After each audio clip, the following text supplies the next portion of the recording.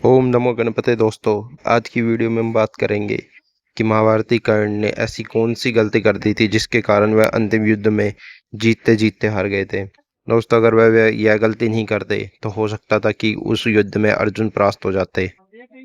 दिन के युद्ध के दौरान कर्ण अपने पूरे पराक्रम से लड़े थे। दोस्तों, यही वह दिन था जिस दिन उन्होंने केवल एक दिन के लिए अपने विजय धनुष का भी इस्तेमाल किया था। उन्होंने अपने सभी दिव्यास्त्रों से इतना भयंकर पराक्रम दिखाया था कि सभी लोग उसे देखकर भयभीत हो उठे थे। अंगराज कर्ण ने अपने दिव्यास्त्रों से एक बहुत ही विशाल सेना का संहार भी कर दिया था।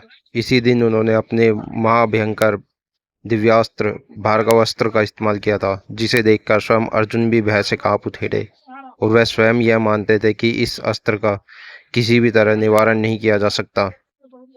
यही नहीं, उन्होंने युधिष्ठिर को भी बहुत बुरी तरह से परास्त किया था, जिस वजह से युधिष्ठिर को युद्ध छोड़कर भागना तक पड़ गया था। इस दिन उन्होंने जहां इतना पराक्रम दिखाया, उसी दिन उन्होंने एक छोटी सी गलती कर दी थी। वह गलती यह थी कि उन्होंने महाराज शल्य को अपना सारथी बना लिया था। दोस्तों, जब भी वह युद्ध करते और अर्जुन के सामने आते तो महाराज शल्य उसका साहस तोड़ने का पूर्ण प्रयास करते। वह बताते कि अर्जुन कितना शक्तिशाली है और वह उसके सामने कहीं भी नहीं ठहर सकते। नहीं, जब वह अपने नागास्त्र का इस्तेमाल करता है तो भी महाराज शैले उसे बीच में टोक देते हैं, जिससे वह ढंग से अनुसंधान नहीं कर पाता और उसका निशाना चूक जाता है। जब कर्ण के रथ का पहिया धंस जाता है, उस समय भी महाराज शैले उसकी किसी प्रकार से कोई मदद नहीं करते, जिससे कर्ण को अपना धनुष छोड़कर पहिया निकालने जान के लिए नीचे उतरना पड़ता है और उसी समय उसका वध हो जाता है।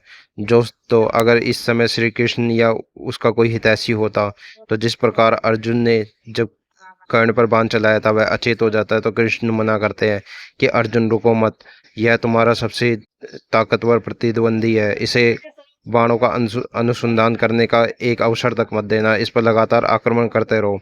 जबकि कर्ण उस समय अचेत अवस्था में पड़े हुए थे, फिर भी कृष्ण जी उसे मना करते हैं कि तुम शत्रु को अचेत अवस्था में देखकर मत रोको। ठीक वैसे ही कर्ण भी जब नीचे उतरता है उससे पहले वह एक बाण मारता है, जिससे अर्जुन भी अचेत अवस्था में ही लगभग चला जाता है।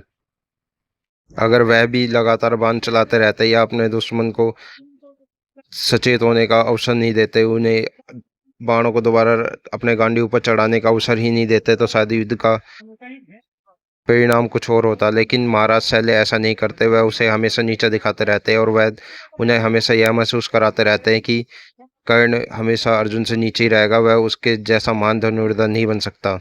इसी कारण कर्ण का मनोबल टूटता रहता है और वह लास्ट अंतिम समय में हार जाते हैं।